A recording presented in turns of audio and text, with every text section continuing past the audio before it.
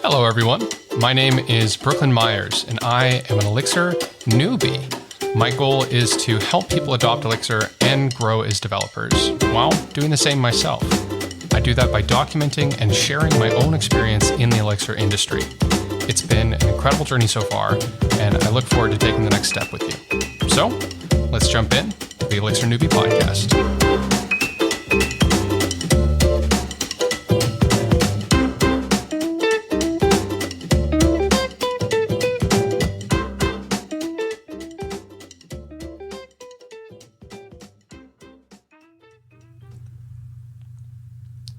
Being a developer can be a lot of fun.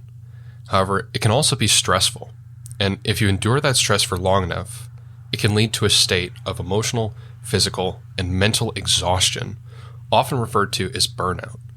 And burnout seems very common among developers. And I think one reason for that is that in our industry, being a developer often requires an unhealthy lifestyle. And what do I mean by that? Because of course there's people who manage to make development healthy for them. But that's because they go against the grain and force themselves to do things that get them out of their chair, eating well, and outdoors. And unfortunately, until Starlink becomes a global Wi-Fi central where we can just have access to internet no matter where we are, most programming takes place indoors while sitting in a chair. And so you can spend a lot of time living in a way that your body is just not meant to. You're not meant to sit in a chair for many hours at a time. And so because of that physical unhealthiness, that can often lead to, in my experience, a mental unhealthiness. And then, of course, add on to that the additional stresses of work, stresses of having side projects. If you're a new developer, the stress of looking for work. If you are an experienced developer, the stress of maintaining a particular standard or potentially doing the same thing every day, dealing with monotonous work. And so there's tons of different reasons and tons of different paths to find yourself in a bad spot where you're experiencing a lack of motivation and an inability to engage in the things that you would normally enjoy and derive energy from. And so in this episode, we're going to talk about burnout, talk about stress, and talk about the signs of it, talk about how you can mitigate it, and some effective strategies for dealing with burnout.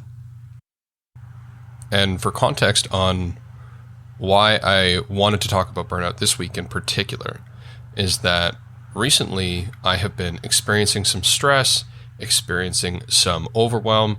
I've been trying to do a lot of things. A lot more is on my plate than I normally put on it, maintaining the podcast and all of the different content creation that I do on top of having a regular job.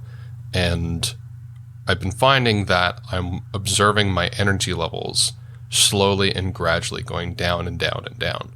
And that's okay. That's a normal place to be. That happens. There's strategies for dealing with it. And as I'm going to be executing a lot of these strategies, it seemed like a perfect time to share how to manage stress and how to prevent yourself from getting to a place where your stress is so high that you eventually reach a breaking point. And that is a lot harder to crawl your way out of. To get yourself out of burnout is a lot harder than avoiding being there in the first place. And I have experienced several moments in my life where my burnout, my lack of energy, my exhaustion was so high that it required radical action and change in order to handle and deal with. And so at a previous company I was working with, I found myself getting to a place where the daily work wasn't engaging me. I was feeling a lot of stress and pressure, and I was feeling a sense of repetitiveness and monotony that was leading to, despite it being a fantastic company and a great place to work, was leading to a daily feeling of lack of motivation.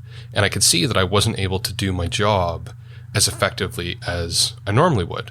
And so it got bad enough that I eventually needed to take time off from work. I took 2 months off.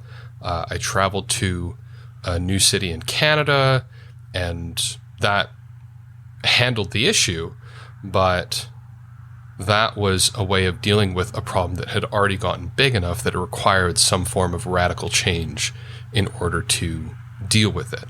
And so ideally, if you're starting to experience stress, you want to be able to catch those signals early so that you can begin to take smaller actions that will lead towards reducing your stress and feeling better. And stress is going to happen. You're going to have cycles in your life where it requires a degree of work that is not long-term maintainable. And part of life is figuring out how much work can you do without it being unmanageable, and figuring out what is the productivity level that you can maintain but not burn out from and not become overwhelmed from. And different people have different levels. Elon Musk has a particularly high level, I think. I'm not quite on the same spectrum there.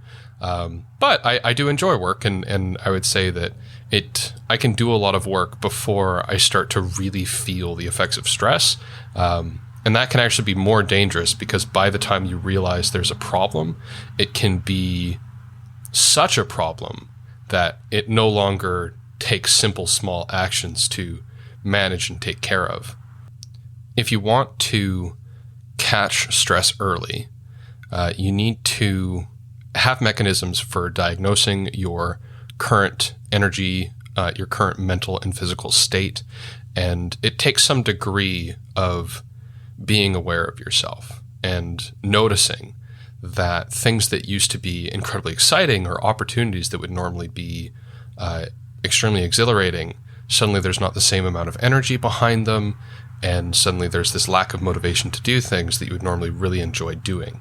And so the first step to dealing with stress and burnout, first step to dealing with pretty much any problem, is diagnosis and figuring out that something is going on. And so it's maybe a little bit weird to talk about this on a podcast about technology and Elixir, but I am going to highly recommend to anyone who's listening the value of therapy. It's much more accessible than it used to be with services like BetterHelp. This is not an advertisement, by the way. I'm not sponsored by BetterHelp. It's just a service that I think is fantastic. I think people should use. I highly, highly recommend therapy if you're starting to experience any sort of fatigue or stress that becomes hard to manage. And it can be a great way to have someone that you're constantly checking in with. And it can be this diagnostic tool for you to identify, hey, I'm feeling worse than I was last week.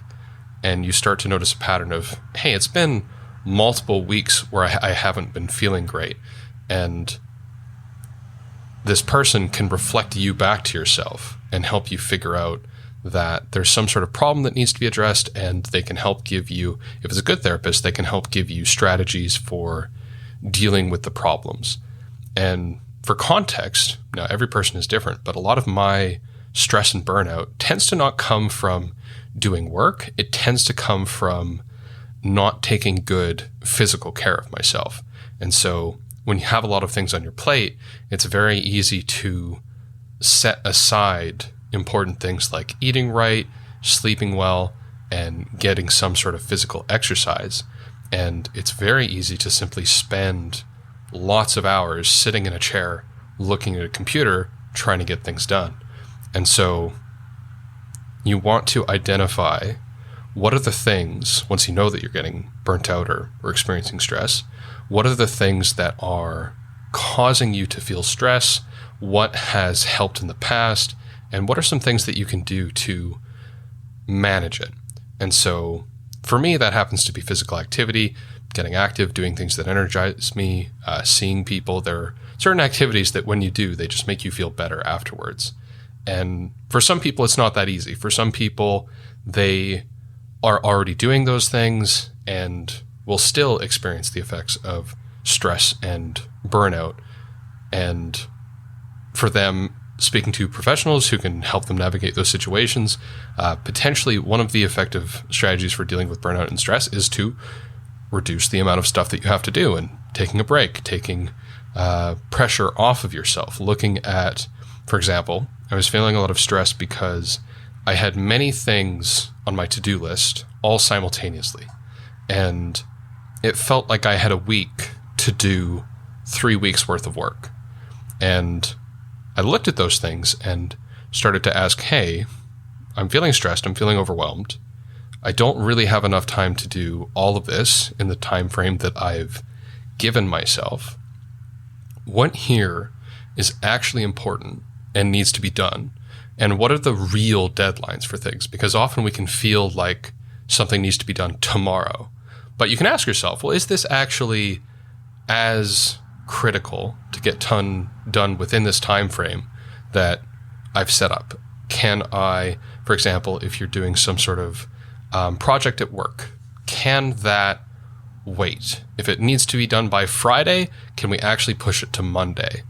And are there things you can do to simply extend your deadlines and then refuse incoming work so that you can focus on the things that have overloaded on your plate and deal with them and manage them? That's essentially, if you're to think of it as a program, you need to shed load. So your system has become overloaded. You need to stop incoming traffic so that you can deal with what's there.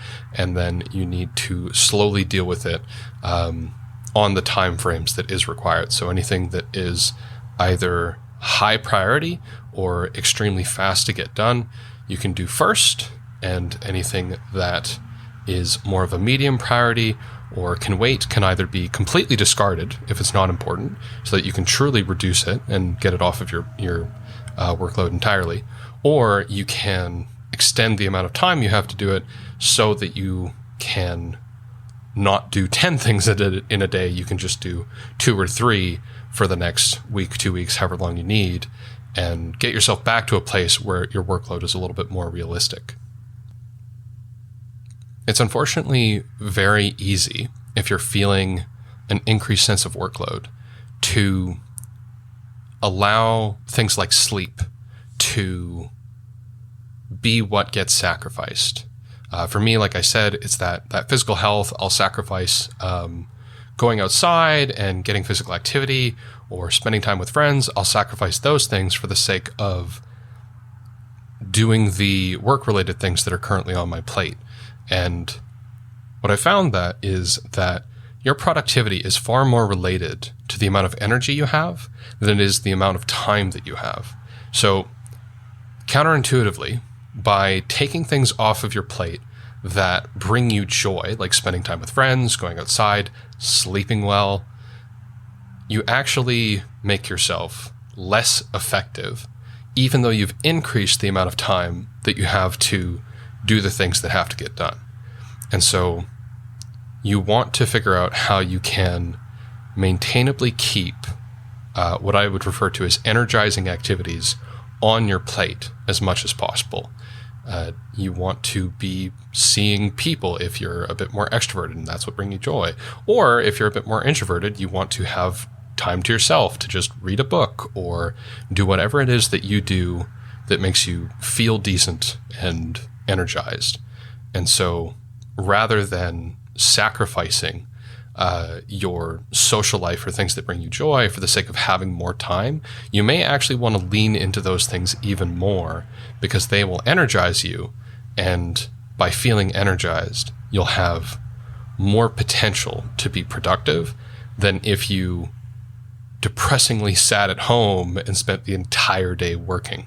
You know, you might actually get less done in 12 hours than you would in 6 because you weren't able to properly engage or be focused with whatever you were doing. And so keeping in mind that you need to maintain your energy levels if you're ever going to be effective. If you've ever played, this is kind of a funny analogy. but there is this video game that got really popular called Stardew Valley. And you don't need to know this in order to get this metaphor, but Stardew Valley essentially is a farming simulator game. It's a lot of other things, but that's the primary mechanic behind the game. And if you want to be an effective farmer, you go and do things throughout the day. You plant your seeds, you harvest your crops, and then it becomes a certain hour of night. And if you're not in bed before that time, you start to move sluggish, you start to move slow, and you actually experience an energy penalty the next day. And it's so funny because in that game, it is so easy to prioritize sleep because you actually see in quantified numbers that if you don't sleep on time, even though you got to spend an extra 30 minutes, an hour doing something that day, you have cost yourself multiple hours the next day. And so it's never a good idea to sacrifice sleep, except as developers, I think it is very common to sacrifice sleep, to stay up late, to keep working on some problem because, you're really into it. You want to spend that extra 30 minutes, an hour or more, and you don't get this immediate feedback that you actually cost yourself time the next day. And so remembering and keeping in mind that by pushing yourself harder, you're actually costing yourself in the long run. And a big part of navigating stress and burnout is that what you've tried to do, most likely, if you're feeling stressed, is you have condensed too many things into a short period of time. And if you want to feel less stressed, you need to figure out how can you think more long term? Do you need to do all of this in the next month? Can you extend your deadlines? Can you accomplish things at a slower rate? You're going to burn out of a sprint a lot faster than if you're jogging or if you're walking. And ultimately, you might not get to the destination within the same time frame, but as long as you keep moving forward, you're going to get to the destination, whatever that is for you. If you are feeling like you're sacrificing things in life, sometimes you need to take some things off of your plate so that you can make space for other things that will bring you joy. Sometimes just change can be very motivating. If you're feeling very stressed, just having a bit of a change, and sometimes that means taking time off completely. I've seen a lot of people, if they're feeling stressed or burnt out, just take a couple of weeks, get a breather, and then come back and they're feeling energized. That can help deal with small-scale burnout, but that's not always a good strategy if you're feeling extremely burnt out, because you'll take 2 weeks off and then you'll come back and you'll feel exactly the same. And now you've just taken 2 weeks off and you feel just as stressed out. So sometimes these things do take longer periods of time if your burnout or stress is quite extreme. If you can, taking a longer period of time off. Like I said, when I was feeling relatively extreme burnout and inability to motivate myself to work every day, I took 2 months off, traveled to Montreal, did nothing but eat bagels and drink coffee and sit in parks and enjoy the city. And coming out of that experience, I was incredibly energized and motivated. That led to getting into Elixir, the creation of the podcast, writing more, getting involved with content creation, and all of the things that I've been doing for the past 6 months or so. And now I'm hitting a state again where I'm like, okay, I'm nowhere near as burnt out as I was during that period of time. So things are not bad, but they are slowly declining. And so if I just let that sit, it will eventually lead to not a good place and actual burnout as opposed to just mild stress. And how can I bring myself back up to feeling good? And right now, I think that's going to mean taking a step away from the podcast for a while, taking a bit of a break there, and focusing on some other activities, as well as probably a change of scenery. I like to bounce around a lot and move between different cities. So if you enjoy travel, or if you're nomadic in any sense, if you're a remote worker and you have the luxury of living in whatever city you want, a change of scenery can be huge. That's not always feasible, of course, depending on where you are in life and how difficult it is to move from your current home. But that's also something to consider if you're experiencing a more extreme level of burnout, is completely shaking up life and trying something totally new can be a great way to get yourself out of a pretty nasty bout of burnout. It's also very important to remember that life operates in cycles. So you can think of stress and productivity as kind of like a diet, where if you go on a very hardcore diet, eventually at some point you're probably going to have to stop and ease off of it. And it might be great because in a matter of a month you manage to lose 10 pounds and you're feeling way better. But realistically, if all you're eating is kale, that is not going to be a good long-term strategy, but it's a very effective short-term strategy. And sometimes it's good to take a month to do something with a bit more ferocity and extremeness. And then after that, re-engage in the cycle at a slower pace and do something a bit more realistic. And so the same can be said for productivity and programming. Maybe for certain periods of time, like for example, if you are in the middle of a programming boot camp, you're probably working hard every single day. You're learning a ton. If you're at the tail end of it, you are considering looking for work, and you're simultaneously managing learning and looking for work and all of the things that you need to manage. And you're probably going really hard. And that's not a pace that you can realistically maintain for a long period of time without some side effects. And so that's something that you may have to do for certain periods of time and just push when it's the right time to do so, and when it's going to have it's going to get momentum going, essentially. And then once you have that momentum going, then you can dial it back and be a bit more easy on yourself, essentially. Once you've already gotten your first job, and maybe you've gotten your first month or 3 months in that job, and you've started to be able to do it well, and you don't need to ramp on super quick, and you've already kind of got a sense of how everything works, then you can probably dial back and take a bit of a break, recover your energy. And so thinking of things as cycles, so you have short-term, go very hard, and then dial it back once it is the right time to do so. That can be a good way of managing your stress and maintaining a certain degree of productivity. This concept of cycles actually operates in both the short term and the long term. So I've just talked about long-term cycles where maybe you push hard for a period of time and then pull back for a period of time. And this can be over months or weeks or whatever it is. But this can also be cycles at every time scale. So throughout the day, if you've ever heard of the Pomodoro Technique, it's this way of working effectively where you work hard and engaged for 25 minutes and then you take a 5-minute break, and you do that 3 times in a cycle before taking a longer, like 15-minute break. And that's a very short-term version of cycling through your energy and giving yourself the time to recover and rest. And then you might have the same in your week. You might have several days in your week where you go particularly hard and you're working a lot. And then you might have other days in your week where you get to recover, you get to spend time on activities that energize you and that you enjoy. And so essentially going hard and then recovering in cycles, both long and short, can help you manage your energy levels. Okay, so just to kind of summarize everything that I've talked about, we've talked about diagnosing stress and burnout, maintaining a sense of your current mental state and physical state so that you can identify if you're on a downward trend so that you can stop burnout early. Then we've talked about some mitigation strategies for handling burnout and dealing with stress.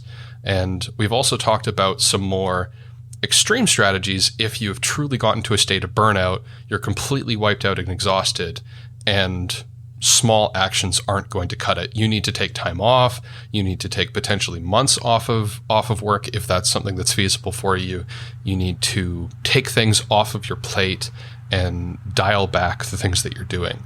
Now, the other thing I want to talk about, which kind of relates to this idea of energizing activities, things that bring your energy back so that you can keep going, is that if you naturally enjoy what you do, it becomes easier to work hard at it. And you will still get to places, of course, where whatever it is that you're doing, even though it would normally bring you joy, it's just not doing that anymore. And that's okay. That happens. And that's just an indication that you've been going too hard. Even things that you absolutely love, there's such a thing as too much, and you can get burnt out of them. That said, if you do enjoy the process of programming, or if you, for example, I don't find work that I'm paid for, bizarrely enough, nearly as motivating as things I do for fun or to help people. And, I'm not paid to do the podcast. I'm way more motivated to make sure that this goes out every week. I'm not paid to do the large majority of my writing, and I love doing that stuff. And even though all of those things are a lot of work, arguably just as much work as the job that actually pays me money, I find myself way more engaged with those things because there's this sense of autonomy. There's this sense of higher purpose and meaning. There's this sense that this is something that I'm choosing as opposed to something that I have to do if I want to be able to eat food tomorrow. And I highly recommend, it doesn't have to be programming, but incorporating things into your life that you choose to do as opposed to things that you have to do. If you always feel obligated and like everything you do is some sort of thing that you just have to do and there's no choice involved, that itself can be very draining. Whereas when I was thinking about this initially and realizing, hey, I'm starting to feel kind of stressed out, and why is that happening? I realized that many of the things that were on my plate are just things that I really want to do and are super fun, and that kind of allowed me to reconnect with, okay, yes, it's a little bit too much right now, but also let's take a moment to acknowledge that all of these things are choices that I've made, things that I want to do, not things that I have to do. And that helped keep me engaged in it and helps me continue to enjoy it because these are things that I'm naturally inclined to do. There's intrinsic motivation, and it doesn't feel like a drag or like a bother because I've chosen to do all of these things and they're all a lot of fun. There's just too many right now, and so I need to dial that back for a period of time before eventually re-engaging and going hard again. It's a cycle. Alrighty, well, I hope that was useful for you. I hope that helped you understand stress, normalize stress. It is a thing that happens. And in our industry, it is fairly common because, like I said, the lifestyle of a developer, sitting in a chair many hours of a day, there are just things that make you live in a way that can be somewhat naturally unhealthy. And you need to engage in energizing activities that will make you continue to feel better. And if that's not enough, sometimes you need to dial it back and take things off of your plate. So if you are feeling stressed, if you are feeling burnt out, feel free to send me a message. Let me know what's stressing you out. Maybe there's something we can do about it together. Maybe there's some things I didn't mention in the podcast that I can mention on other places. I can always message me in a DM. I'm at Brooklyn J. Myers on Twitter. And may you all have a very restful week. Hope you're all feeling great, and I will catch you on the next episode.